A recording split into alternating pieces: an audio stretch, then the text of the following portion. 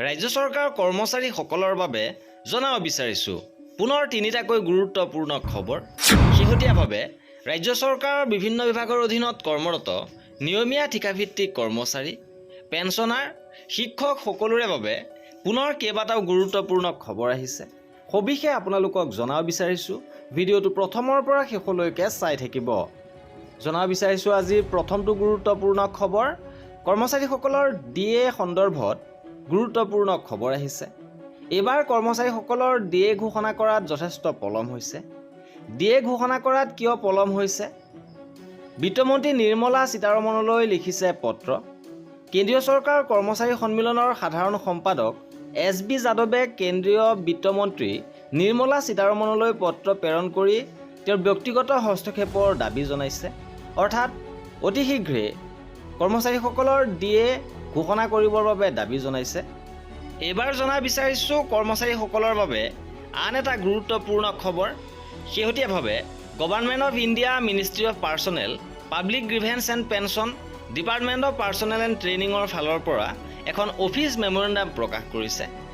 ইয়াৰ জৰিয়তে উল্লেখ কৰিছে declaration of holiday on 14 April 2026, birthday of doctor B.R. Ambedkar.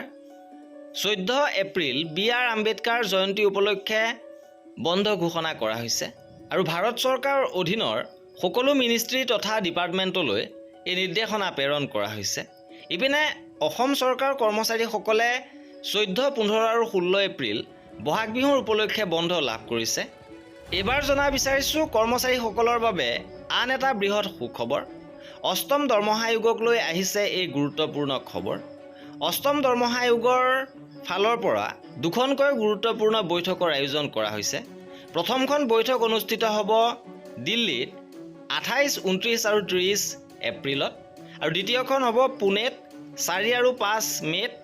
আৰু এই পত্ৰৰ জৰিয়তে গভৰ্ণমেণ্ট অফ ইণ্ডিয়াৰ 8 চেণ্ট্ৰেল পে' কমিশ্যনৰ ফালৰ পৰা সকলো সংস্থা আৰু সংঘক ইয়াত অংশগ্ৰহণ কৰিবৰ বাবে আমন্ত্ৰণ জনোৱা হৈছে। ইপিনে এই সন্দৰ্ভত নিখিল ভাৰতীয় NPS কৰ্মচাৰী ফেডাৰেশ্যনে আয়োগক আন্তৰিক ধন্যবাদ জনাইছে। বৈঠকৰ সময়সূচী প্ৰকাশ কৰাটো অতি আনন্দৰ বিষয়। এতিয়া আয়োগে নিজৰ কামৰ গতি বঢ়াইছে বুলি আত্মবিশ্বাসৰ সৃষ্টি হৈছে। ইয়াৰ বাবে নিখিল ভাৰতীয় NPS কৰ্মচাৰী ফেডাৰেশ্যনে আয়োগক আন্তৰিকতাৰে আদৰণি জনাইছে আৰু কৃতজ্ঞতা জ্ঞাপন কৰিছে। আশা কৰা হৈছে যে অতি সোনকালে আয়োগে আমাৰ সংস্থাটোৱেও নিজৰ পৰামৰ্শ দাঙি ধৰাৰ সুযোগ প্ৰদান কৰিব। আৰু এয়াই আছিল আমাৰ এই ভিডিঅ'টোত। কৰ্মচাৰীসকলৰ সকলো খবৰ পাই থাকিবৰ বাবে আমাৰ চেনেলটো ছাবস্ক্ৰাইব কৰি ৰাখিব। ভিডিঅ'টো শেষৰলৈকে চোৱাৰ বাবে বহুত ধন্যবাদ।